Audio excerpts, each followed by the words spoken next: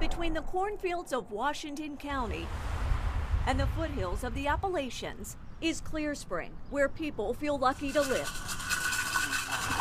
Oh, I got a Yahtzee.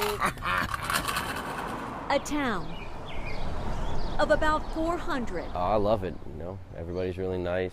Everybody's always smiling, everybody waves to you. Come on, nickel. That ain't a nickel. But even an all-American town can't stop big city problems from rolling in. There's a drug problem in Clear Spring. Kevin Simmer spent decades policing streets in and around Clear Spring and raised a family here. Now you're locking your doors and you're locking your car. Gun ownership runs as deep as family here. A lot of people have guns. They feel safer with them. There's not a house in this town that doesn't have a gun. The Ruger P89 handgun, 8 inches long, 1.85 pounds. A gun able to hold up to 16 rounds. In 2014, a 9mm like this one, along with 3 other guns, went missing from a home on the outskirts of town. And we found the owner of it. He didn't want to go on camera out of fear he could become a target again. But he did talk with us off camera and shared his story. He believes the gun was taken during a burglary at his house and then driven to Baltimore, where it was traded or sold for heroin. This ended up being a family member who I believe ultimately stole this gun and sold it in Baltimore. Small town drug addiction, driving big city crime. For 2 years, the stolen gun from Clear Spring seemed to go underground, but it resurfaced with a bang here in Baltimore, linked to 4 shootings in less than 12 months.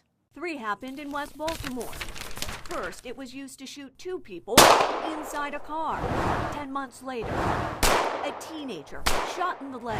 Within weeks of that shooting, the gun riddles a woman's car with bullets as it sits at a traffic light. 5 days later, this happens. 4931, shots fired, shots fired.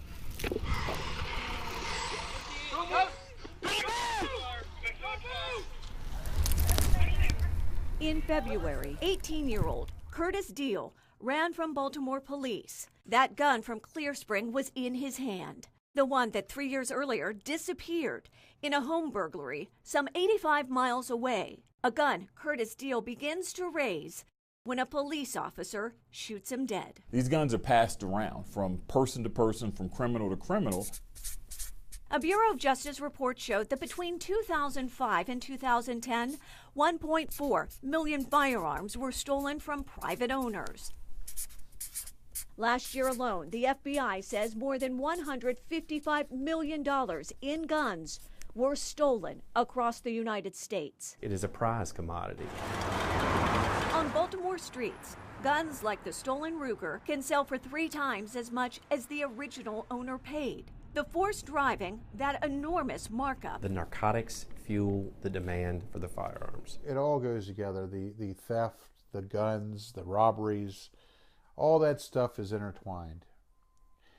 The common denominator amongst it all, I think, is drugs. In this case, the trail of the Ruger stolen from Clear Spring ended in southwest Baltimore. The whereabouts of the other 3 stolen guns in Clear Spring remain unknown. Joy LaPola, Fox 45 News.